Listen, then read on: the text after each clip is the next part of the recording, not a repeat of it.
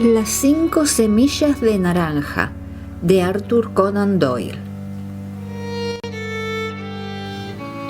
Cuando reviso mis notas y memorias de los casos de Sherlock Holmes en el intervalo del 82 al 90, me encuentro con que son tantos los que presentan características extrañas e interesantes que no resulta fácil saber cuáles elegir y cuáles dejar de lado.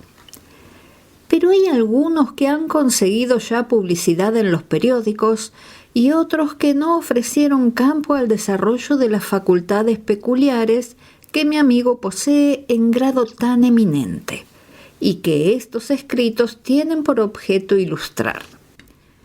Hay también algunos que escaparon a su capacidad analítica y que en calidad de narraciones vendrían a resultar principios sin final, mientras que hay otros que fueron aclarados solo parcialmente, estando la explicación de los mismos fundada en conjeturas y suposiciones, más bien que en una prueba lógica absoluta, procedimiento que le era tan querido.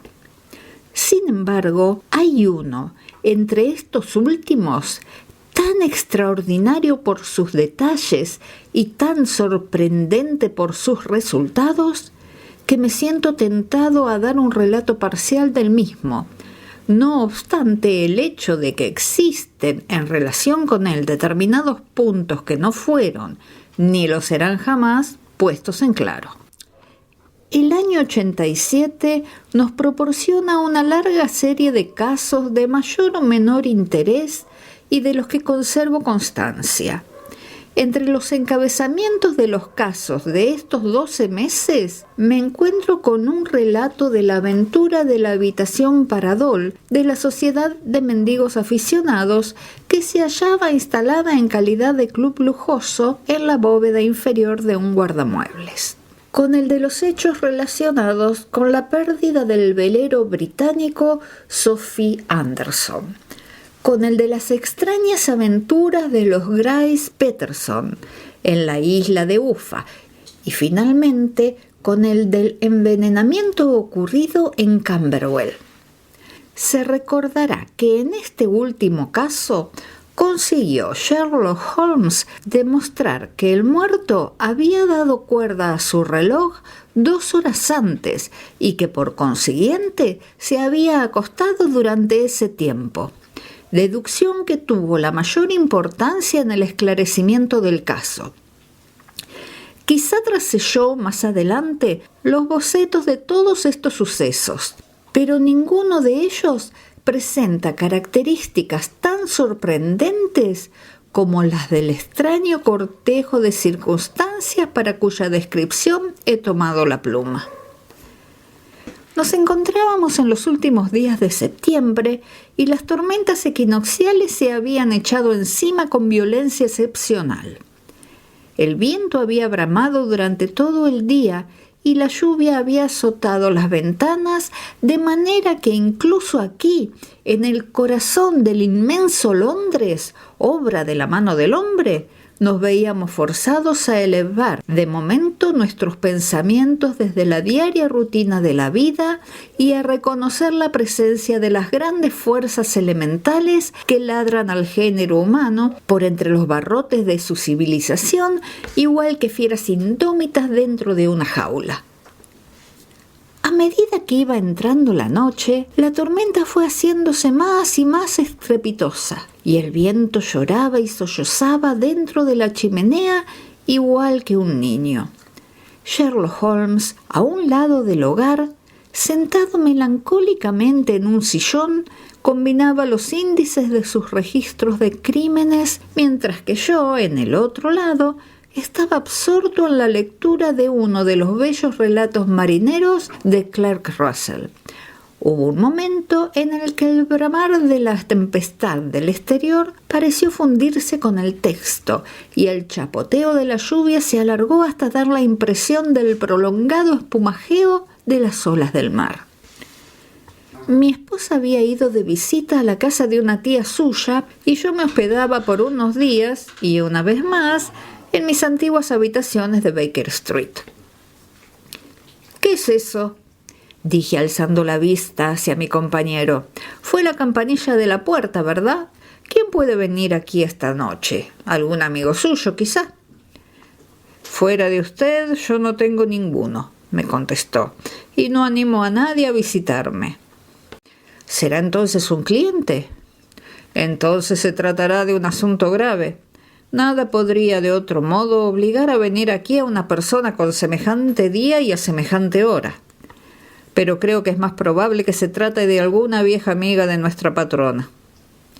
Se equivocó, sin embargo, Sherlock Holmes en su conjetura, porque se oyeron pasos en el corredor y alguien golpeó en la puerta.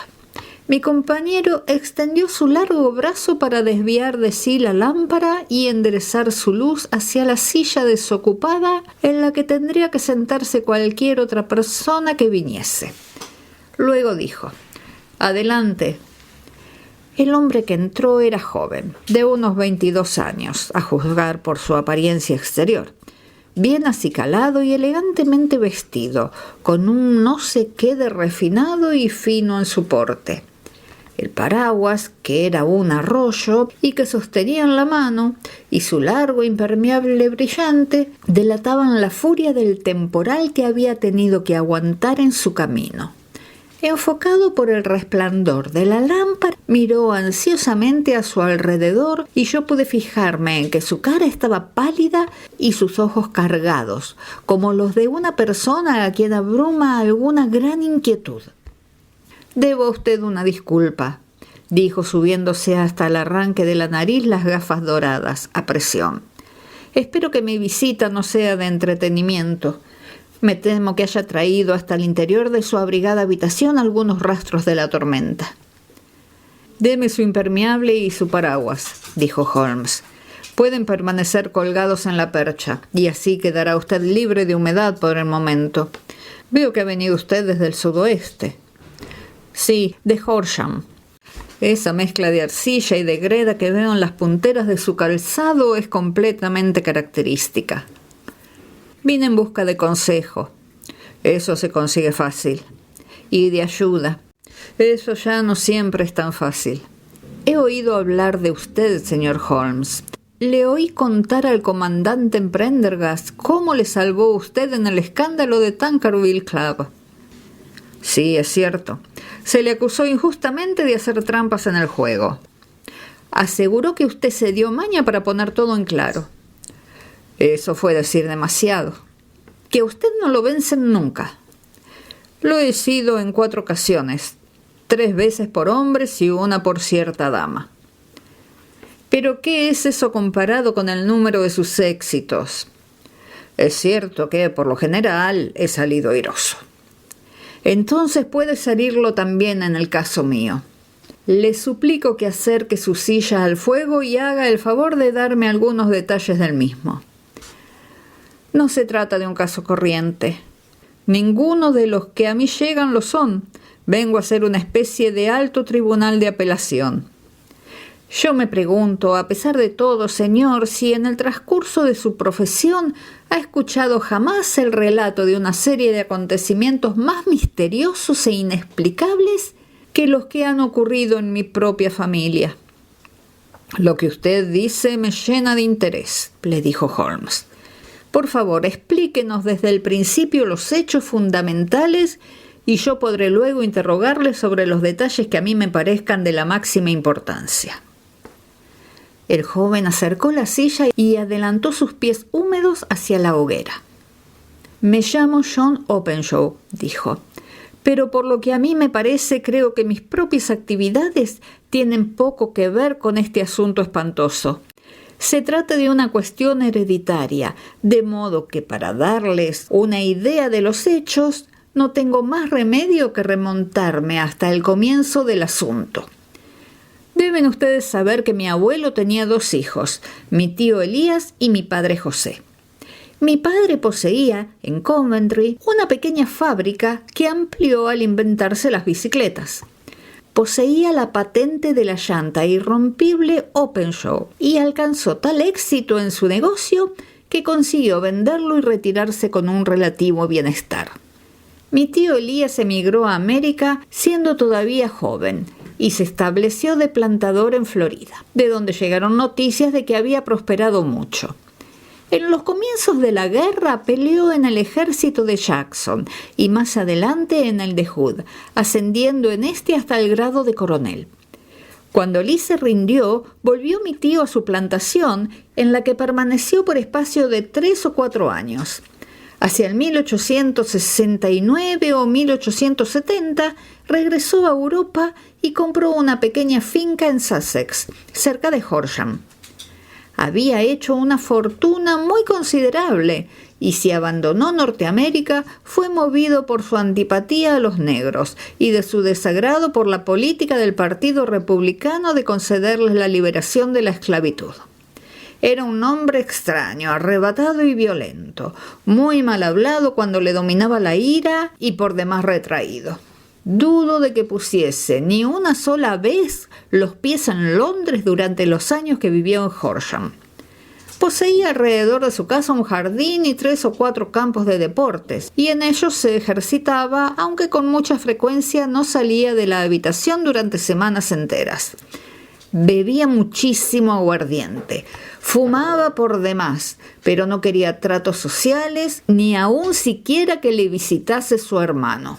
Contra mí no tenía nada, mejor dicho, se encaprichó conmigo, porque cuando me conoció era yo un jovencito de 12 años más o menos. Esto debió de ocurrir hacia el año 1878, cuando llevaba ya 8 o 9 años en Inglaterra. Pidió a mi padre que me dejase vivir con él y se mostró muy cariñoso conmigo a su manera. Cuando estaba sereno, gustaba de jugar conmigo al chaquete y a las damas, y me hacía portavoz suyo junto a la servidumbre y con los proveedores, de modo que para cuando tuve 16 años era yo el verdadero señor de la casa. Yo guardaba las llaves y podía ir a donde bien me pareciese y hacer lo que me diese la gana, con tal de que no le molestase cuando él estaba en sus habitaciones reservadas.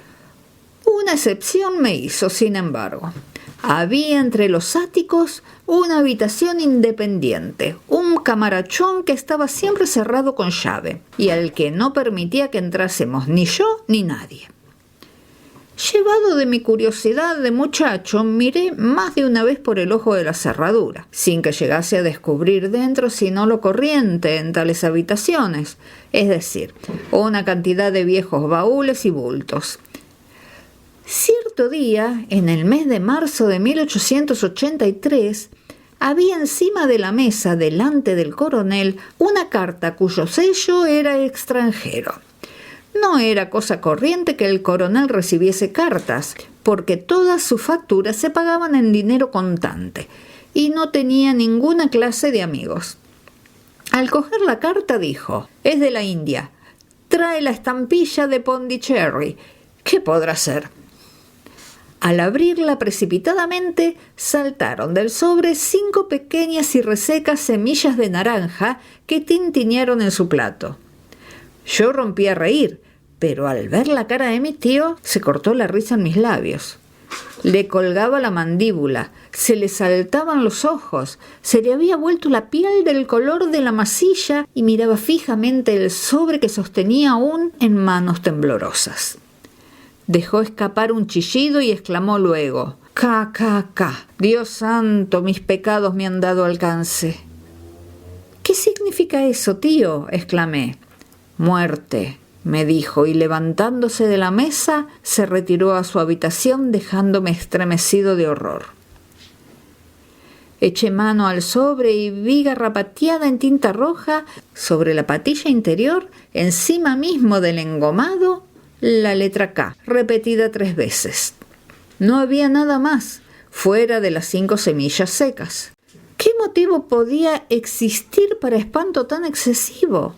Me alejé de la mesa del desayuno y cuando yo subía por las escaleras me tropecé con mi tío, que bajaba por ellas trayendo en una mano una vieja llave roñosa y en la otra una caja pequeña de bronce por el estilo de las de guardar dinero. «Que hagan lo que les dé la gana, pero yo los tendré en jaque una vez más. Dile a Mary que necesito que encienda hoy fuego en mi habitación y envíe a buscar a Fordham, el abogado de Horsham». Hice lo que me ordenaba y cuando llegó el abogado me pidieron que subiese a la habitación. Ardía vivamente el fuego y en la rejilla del hogar se amontonaban una gran masa de cenizas negras y sueltas, como de papel quemado, en tanto que la caja de bronce estaba muy cerca y con la tapa abierta. Al mirar yo en la caja, descubrí sobresaltado en la tapa la triple K que había leído aquella mañana en el sobre. «John», dijo mi tío, «deseo que firmes como testigo mi testamento.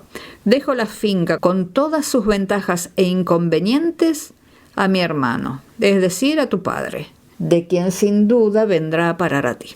Si conseguís disfrutarla en paz, santo y bueno. Si no lo conseguís, seguid mi consejo, muchacho, y abandonadla a vuestro peor enemigo. Lamento dejaros un arma así, de 2 filos, pero no sé qué giro tomarán las cosas. Ten la bondad de firmar este documento en el sitio que te indica el señor Fordham». Firmé el documento donde se me indicó y el abogado se lo llevó con él. Como ustedes se imaginarán, aquel extraño incidente me produjo la más profunda impresión.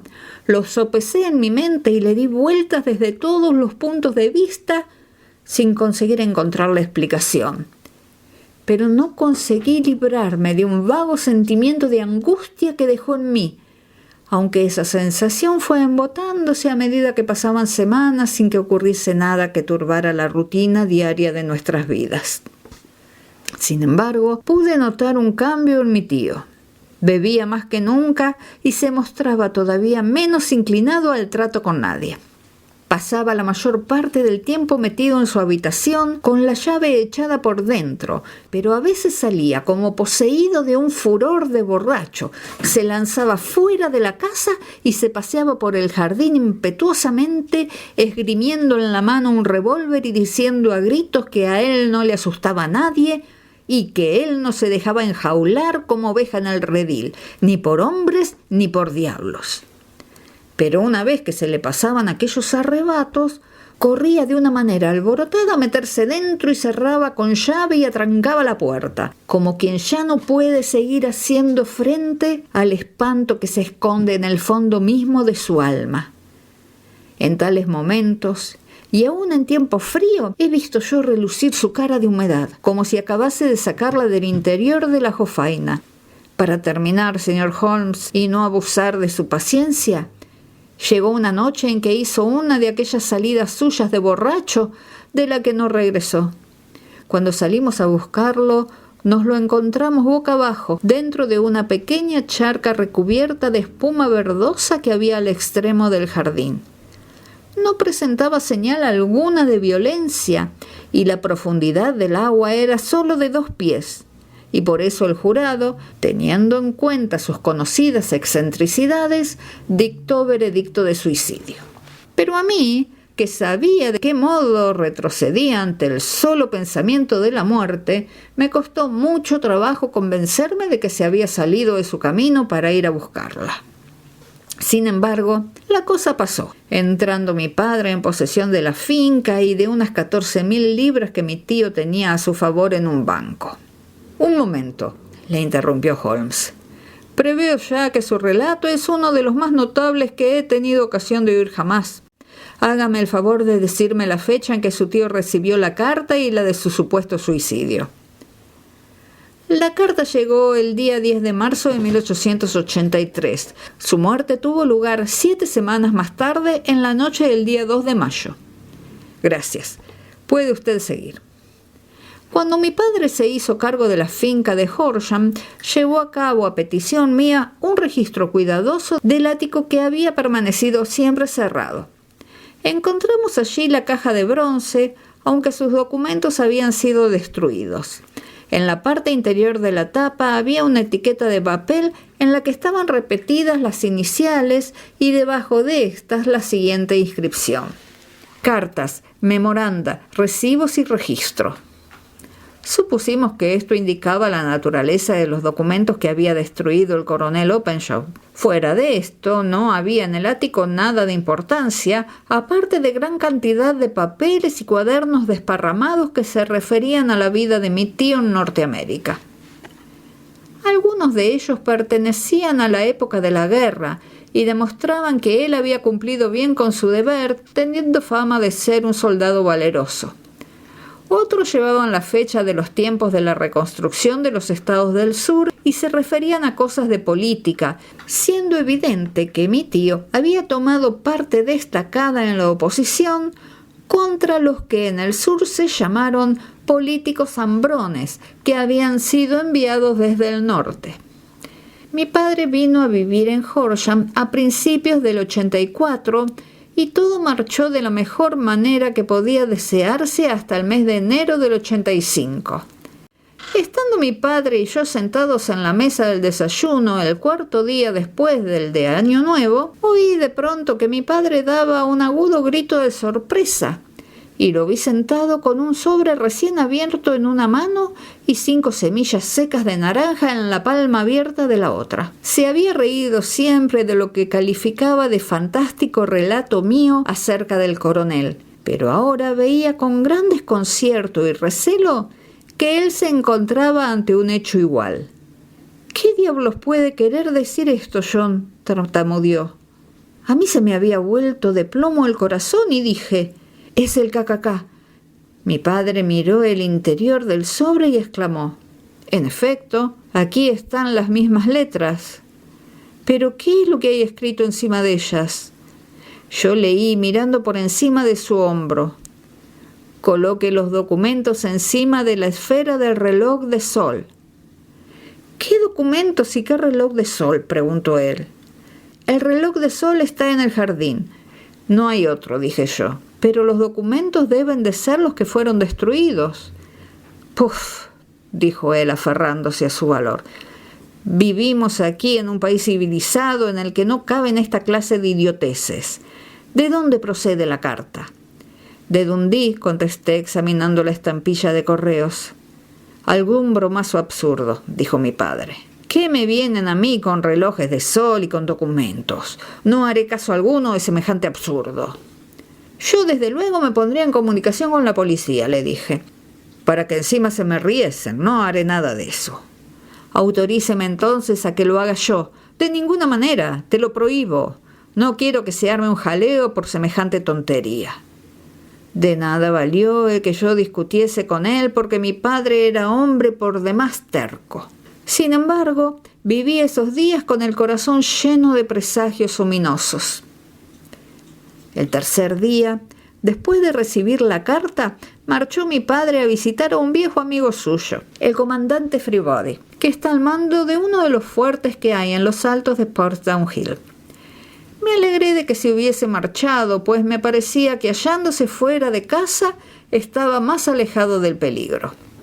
En eso me equivoqué, sin embargo. Al segundo día de su ausencia, recibí un telegrama del comandante en el que me suplicaba que acudiese allí inmediatamente. Mi padre había caído por la boca de uno de los profundos pozos de cal que abundan en aquellos alrededores y yacía sin sentido con el cráneo fracturado.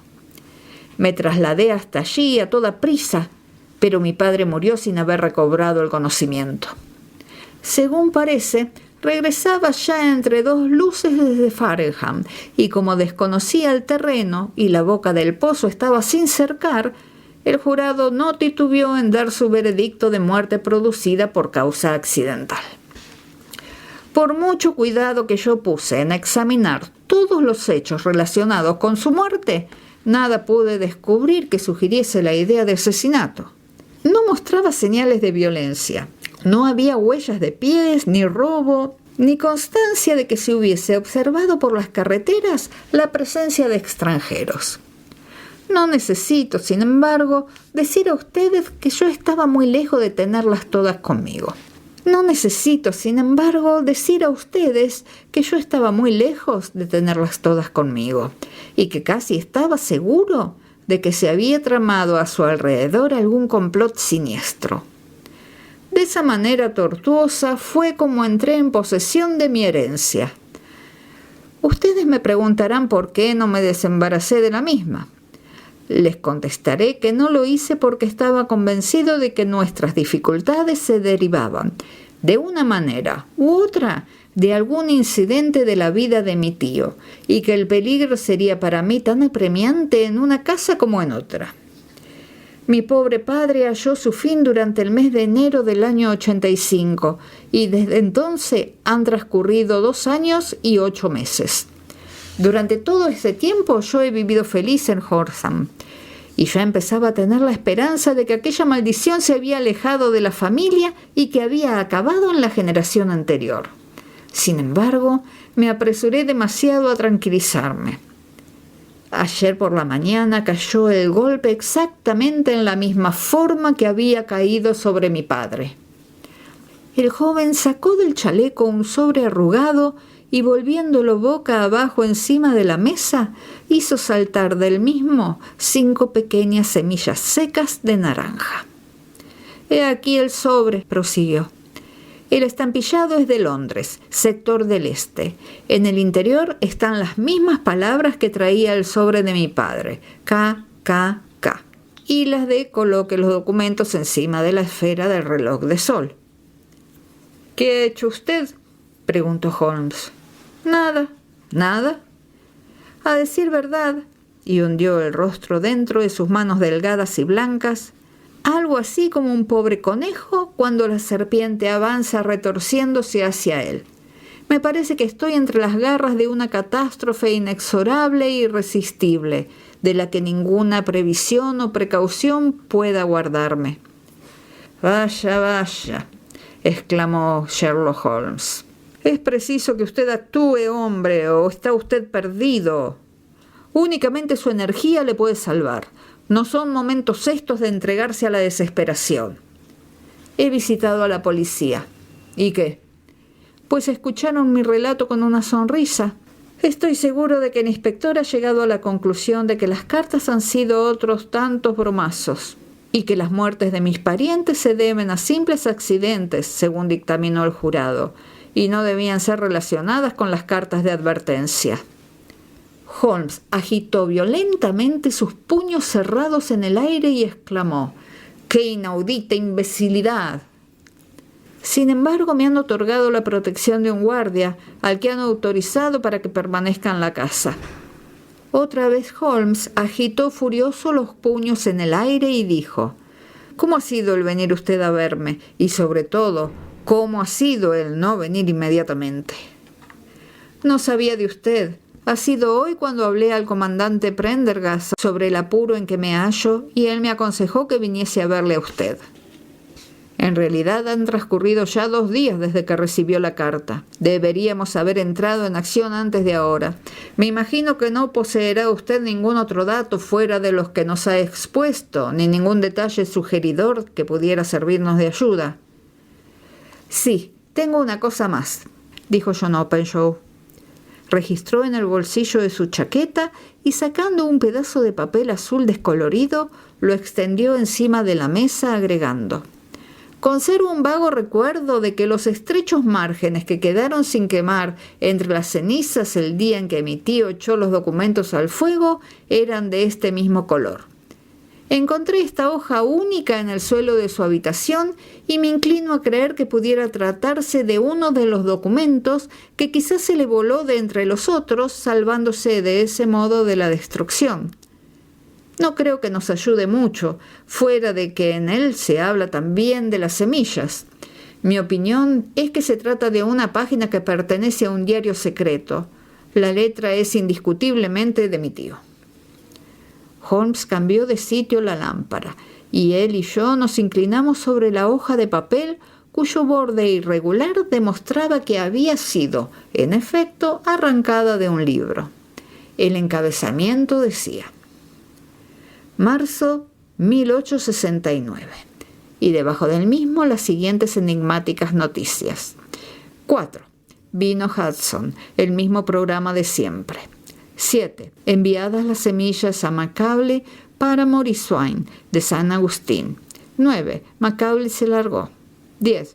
John Swain se largó. 12. Visitado Paramore, todo bien». «Gracias», dijo Holmes, doblando el documento y devolviéndoselo a nuestro visitante. Y ahora no pierda por nada del mundo un solo instante. No disponemos de tiempo ni siquiera para discutir lo que me ha relatado. Es preciso que vuelva usted a casa ahora mismo y que actúe. ¿Y qué tengo que hacer? Solo se puede hacer una cosa y es preciso hacerla en el acto. Ponga usted esa hoja de papel dentro de la caja de metal que nos ha descrito. Meta asimismo una carta en la que les dirá que todos los demás papeles fueron quemados por su tío, siendo este el único que queda. Debe usted expresarlo en una forma que convenga. Después de hecho esto, colocará la caja encima del reloj de sol, de acuerdo con las indicaciones. ¿Me comprende? Perfectamente. No piense por ahora en venganzas ni en nada por ese estilo. Creo que eso lo lograremos por el intermedio de la ley. Pero tenemos que tejer aún nuestra tela de araña, mientras que la de ellos ya está tejida. Lo primero en que hay que pensar es en apartar el peligro apremiante que le amenaza. Lo segundo consistirá en aclarar el misterio y castigar a los criminales. Le doy a usted las gracias, dijo el joven levantándose y echándose encima el impermeable. Me ha dado usted nueva vida y esperanza. Seguiré desde luego su consejo. No pierda un solo instante y sobre todo cuídese bien entre tanto, porque yo no creo que pueda existir la menor duda de que está usted amenazado por un peligro muy real e inminente. ¿Cómo va a ser el camino de regreso? Por tren desde la estación Waterloo. Aún no son las 9. Las calles estarán concurridas y por eso confío en que no corre usted peligro. Pero a pesar de todo, por muy en guardia que esté usted, nunca lo estará bastante. Voy armado. Bien está. Mañana me pondré yo a trabajar en su asunto. ¿Le veré pues en Horsham? No, porque su secreto se oculta en Londres, y en Londres será donde yo lo busque. Entonces yo vendré a visitarle a usted dentro de un par de días y le traeré noticias de lo que me haya ocurrido con los papeles y la caja. Lo consultaré en todo. Nos estrechó las manos y se retiró. El viento seguía bramando fuera y la lluvia tamborileaba y salpicaba las ventanas. Aquel relato tan desatinado y extraño parecía habernos llegado de entre los elementos desencadenados, como si la tempestad lo hubiese arrojado sobre nosotros igual que un tallo de alga marina, y que esos mismos elementos se lo hubiesen tragado luego otra vez. Sherlock Holmes permaneció algún tiempo en silencio con la cabeza inclinada y los ojos fijos en el rojo resplandor del fuego. Luego encendió su pipa, se recostó en el respaldo de su asiento y se quedó contemplando los anillos de humo azul que se perseguían los unos a los otros en su ascenso hacia el techo. «Creo, Watson», dijo por fin como comentario, «que no hemos tenido entre todos nuestros casos ninguno más fantástico que este, con excepción quizá del signo de los 4. Bien, sí, con excepción quizá de ese. Sin embargo, creo que este John Openshaw se mueve entre peligros todavía mayores que los que rodeaban a los Sholtos. ¿Pero no ha formado usted ninguna hipótesis concreta sobre la naturaleza de estos peligros?» «Sobre la naturaleza no caben ya hipótesis», me contestó. «¿Cuál es, pues? ¿Quién es ese KKK y por qué razón persigue a esta desdichada familia?» Sherlock Holmes cerró los ojos y apoyó los codos en los brazos del sillón, juntando las yemas de los dedos de las manos. «Al razonador ideal», contestó, «debería bastarle un solo hecho, cuando lo ha visto en todas sus implicaciones, para deducir del mismo no solo la cadena de sucesos que han conducido hasta él, sino también los resultados que habían de seguirse. De la misma manera que Cuvier sabía hacer la descripción completa de un animal con el examen de un solo hueso, de igual manera el observador que ha sabido comprender por completo uno de los eslabones de toda una serie de incidentes debe saber explicar con exactitud todos los demás, los anteriores y los posteriores. No nos hacemos todavía una idea de los resultados que es capaz de conseguir la razón por sí sola. Podríamos resolver mediante el estudio ciertos problemas cuya solución ha desconcertado por completo a quienes la buscaron por medio de los sentidos. Sin embargo, Para alcanzar en este arte la cúspide, necesitaría el razonador saber manejar todos los hechos que han llegado a conocimiento suyo. Esto implica, como fácilmente comprenderá usted, la posesión de todos los conocimientos a que muy pocos llegan, incluso en estos tiempos de libertad educativa y de enciclopedias. Sin embargo, lo que no resulta imposible es que un hombre llegue a poseer todos los conocimientos que le han de ser probablemente útiles en su labor. Esto es lo que yo me he esforzado por hacer en el caso mío. Usted, si mal no recuerdo, concretó en los primeros días de nuestra amistad los límites precisos de esos conocimientos míos. Sí, le contesté echándome a reír. Hice un documento curioso. En filosofía, astronomía y política le puse a usted 0, lo recuerdo. En botánica, irregular. En geología, profundo en lo que toca a manchas de barro cogidas en las zonas de 50 millas alrededor de Londres. En química, excéntrico. En anatomía, asistemático. En literatura, sensacionalista. Y en historia de crímenes, único. Y además violinista, boxeador, esgrimista, abogado y autoenvenenador por medio de la cocaína y del tabaco. Esos eran, si mal no recuerdo, los puntos más notables de mi análisis. Holmes se sonrió al escuchar la última calificación y dijo: digo ahora, como dije entonces, que toda persona debería tener en el ático de su cerebro el surtido de mobiliario que es probable que necesite y que todo lo demás puede guardarlo en el desván de su biblioteca, donde puede echarle mano cuando tenga precisión de algo. Ahora bien, al enfrentarnos con un problema como el que nos ha sido sometido esta noche, necesitamos dominar todos nuestros recursos. Tenga usted la bondad de alcanzarme la letra K de esta enciclopedia norteamericana que hay en ese estante que tiene a su lado. Gracias. Estudiemos ahora la situación y veamos lo que de la misma puede deducirse. Empezaremos con la firme presunción de que el coronel Openshaw tuvo algún motivo importante para abandonar Norteamérica.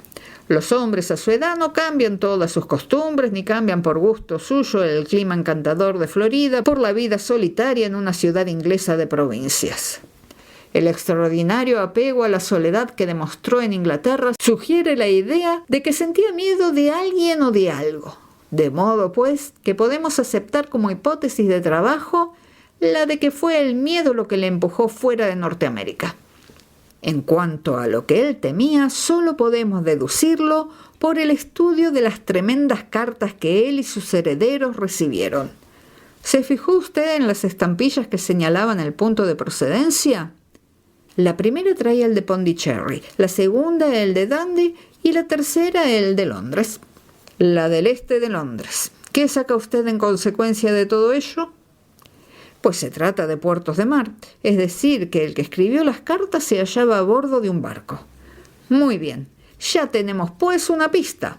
No puede caber duda de que según toda probabilidad, una fuerte probabilidad, el remitente se encontraba a bordo de un barco. Pasemos ahora a otro punto. En el caso de la carta de Pondicherry, transcurrieron 7 semanas entre la amenaza y su cumplimiento. En el de Dundee fueron solo 3 o 4 días. ¿Nada le indica esto?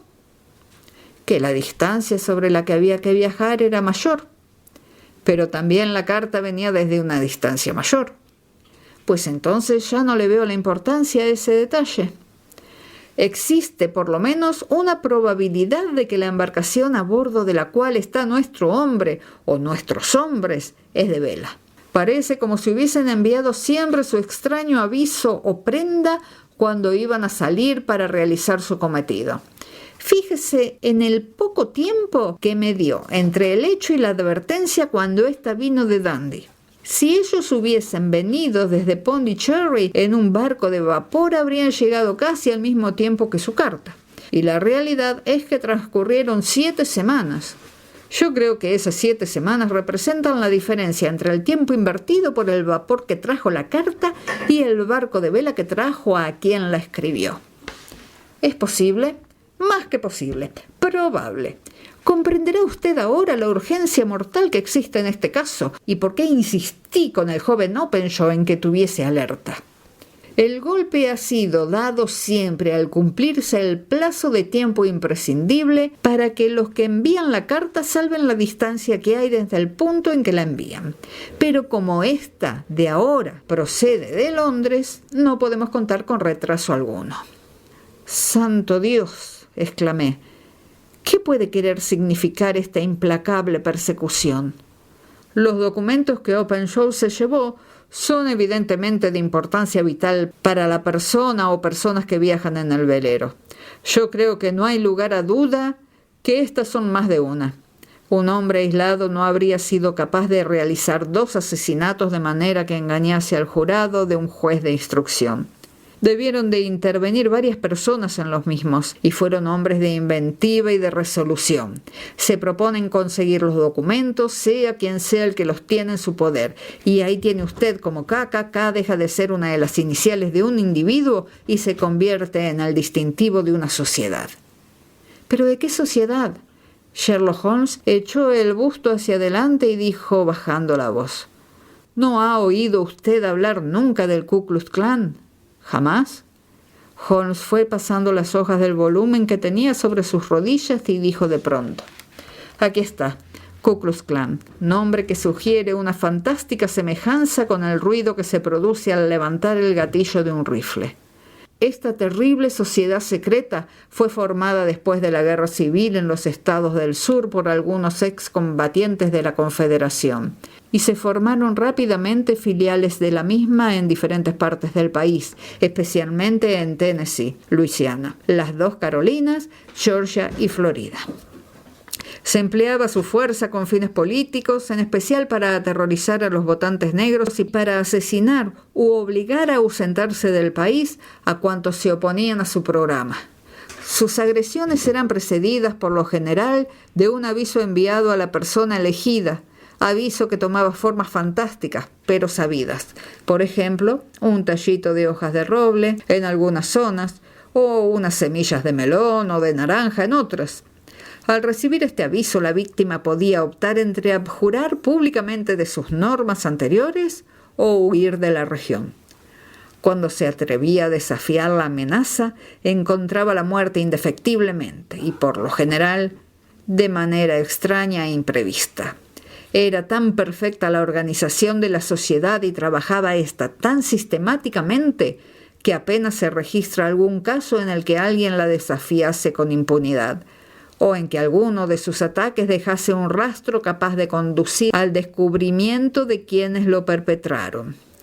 La organización floreció por espacio de algunos años, a pesar de los esfuerzos del gobierno de los Estados Unidos y de las clases mejores de la comunidad en el sur.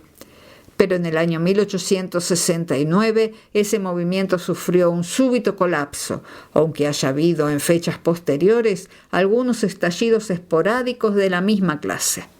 Fíjese, dijo Holmes dejando el libro, en que el súbito hundimiento de la sociedad coincide con la desaparición de Openshaw de Norteamérica, llevándose los documentos. Pudiera muy bien tratarse de causa y efecto.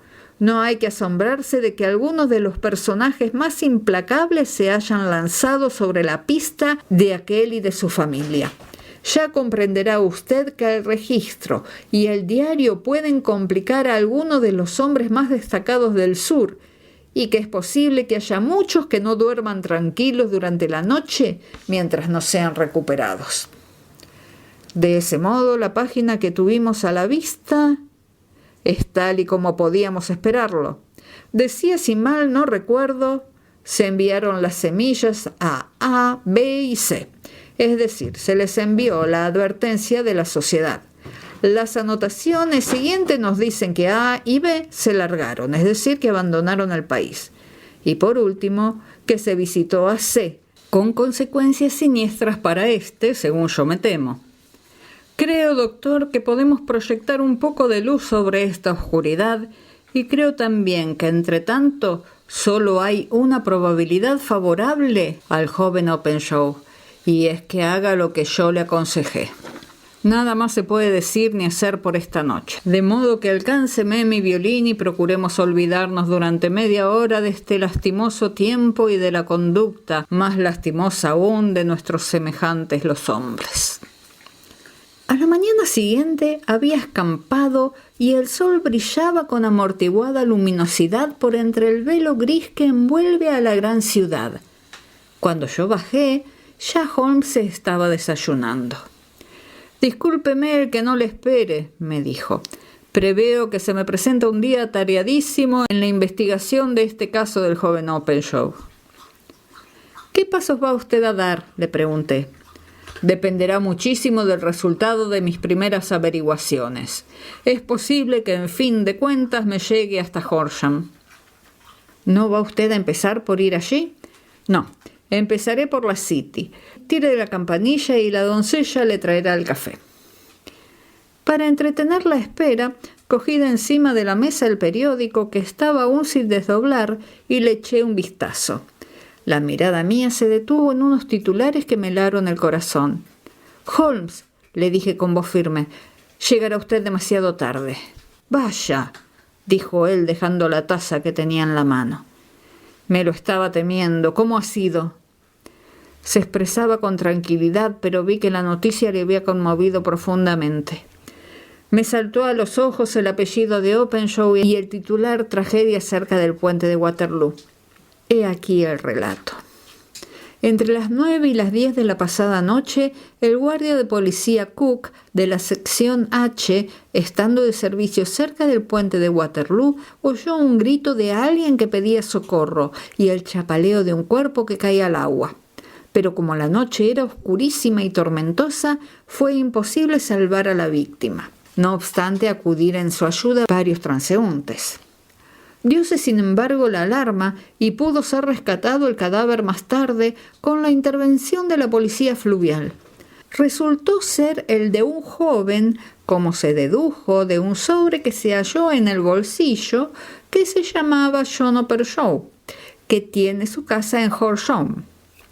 Se conjetura que debió de ir corriendo para alcanzar el tren último que sale de la estación de Waterloo y que en su apresuramiento y por la gran oscuridad se salió de su camino y fue a caer al río por uno de los pequeños embarcaderos destinados a los barcos fluviales. El cadáver no mostraba señales de violencia y no cabe duda alguna de que el muerto fue víctima de un accidente desgraciado que debería servir para llamar la atención de las autoridades acerca del estado en que se encuentran las plataformas de los embarcaderos de la orilla del río. Permanecimos callados en nuestros sitios por espacio de algunos minutos.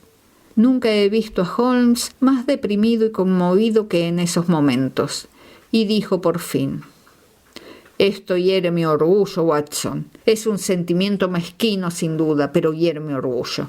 Este es ya un asunto mío personal, y si Dios me da salud, he de echar mano a esa cuadrilla. Pensar que vino a pedirme socorro y que yo le envié a la muerte». Saltó de su silla y se paseó por el cuarto poseído de una excitación incontrolable, con las enjutas mejillas cubiertas de rubor y abriendo y cerrando sus manos largas y delgadas. Por último exclamó: «Tiene que tratarse de unos demonios astutos. ¿Cómo consiguieron desviarlo de su camino y que fuese a caer al agua? Para ir directamente a la estación no tenía que pasar por el embarcament. Aún en una noche semejante estaba sin duda el puente demasiado concurrido para sus propósitos. Ya veremos, Watson, quién gana a la larga. Voy a salir». «¿Va usted a la policía?» «No, me constituiré yo mismo en policía. Cuando tenga tejida la red, podrán arrestar a esos hábiles pajarracos, pero no antes». Mis tareas profesionales me absorbieron durante todo el día y era ya entrada la noche cuando regresé a Baker Street. Sherlock Holmes no había vuelto aún. Eran ya cerca de las 10 cuando entró con aspecto pálido y agotado. Se acercó al aparador, arrancó un trozo de la hogaza de pan y se puso a comerlo con voracidad, ayudándolo a pasar con un gran trago de agua. «¿Está usted hambriento?», dije yo. «Muriéndome de hambre. Se me olvidó comer. No probé bocado desde que desayuné». «¿Nada?» «Ni una miga. No tuve tiempo de pensar en la comida». «¿Tuvo éxito?» «Sí». «¿Alguna pista?» Los tengo en el hueco de mi mano. No tardará mucho el joven Openshaw en verse vengado. Escuche, Watson.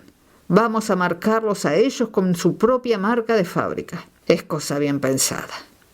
¿Qué quiere usted decir? Holmes cogió del aparador una naranja y después de partirla, la apretó haciendo caer las semillas encima de la mesa. Contó 5 y las metió en un sobre. En la parte interna de la patilla escribió SH para JC. Luego lo lacró y puso la dirección Capitán Jas Calhoun, barca Lone Star, Savannah, Georgia. Le estará esperando cuando entre en el puerto, dijo riéndose por lo bajo. Quizás le quite el sueño. Será un nuncio tan seguro de su destino como lo fue antes para Openshaw. ¿Y quién es este Capitán Calhoun? El jefe de la cuadrilla. También atraparé a los demás, pero quiero que sea él el primero. ¿Y cómo llegó usted a descubrirlo? Sacó del bolsillo una gran hoja de papel, toda cubierta de fechas y de nombres, y dijo: me he pasado todo el día examinando los registros de Lloyd y las colecciones de periódicos atrasados, siguiendo las andanzas de todos los barcos que tocaron en el puerto de Pondicherry durante los meses de enero y febrero del año 83. Fueron 36 embarcaciones de buen tonelaje las que figuraban en esos 6 meses. La llamada Lone Star atrajo inmediatamente mi atención porque, aunque se señalaba a Londres como puerto de procedencia, se conoce con ese nombre de estrella solitaria a uno de los estados de la Unión. Creo que al de Texas. Sobre ese punto ni estaba ni estoy seguro, pero yo sabía que el barco tenía que ser de origen norteamericano. ¿Y luego? Repasé las noticias de Dundee y cuando descubrí que la barca Lone Star se encontraba allí el mes de enero del 85, mis sospechas se convirtieron en certeza. Luego hice investigaciones acerca de los barcos actualmente en el puerto de Londres. ¿Y qué? El Lone Star llegó al mismo la pasada semana. Bajé hasta el muelle Albert y me encontré con que había sido remolcada río abajo con la marea de esta mañana y que lleva viaje hacia su puerto de origen, en Savannah. Telegrafié a Gravesend, enterándome de que había pasado allí algún rato antes. Como el viento sopla hacia el este, estoy seguro de que se halla ahora más allá de los Goodwins y no muy lejos de la isla de Wright. ¿Y qué va a hacer usted ahora? Oh, le he puesto ya la mano encima. Él y los 2 contramaestres son, según he sabido, los únicos norteamericanos nativos que hay a bordo. Los demás son finlandeses y alemanes. Me consta, asimismo, que los 3 pasaron la noche en tierra. Lo supe por el estibador, que ha estado estibando su cargamento. Para cuando su velero llegue a Savannah, el vapor correo habrá llevado esta carta y el cable habrá informado a la policía de dicho puerto de que la presencia de esos 3 caballeros es urgentemente necesaria aquí para responder de una acusación de asesinato. Sin embargo, hasta el mejor dispuesto de los proyectos humanos tiene siempre una rendija de escape, y los asesinos de John Openshaw no iban a recibir las semillas de naranja que les habría demostrado que otra persona tan astuta y tan decidida como ellos mismos les seguía la pista. Las tempestades equinocciales de aquel año fueron muy persistentes y violentas. Esperamos durante mucho tiempo noticias de Savannah del Lone Star, pero no nos llegó ninguna.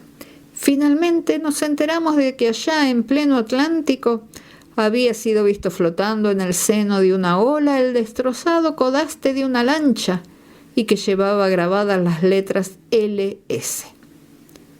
Y eso es todo lo que podremos saber ya acerca del final que tuvo el Lone Star.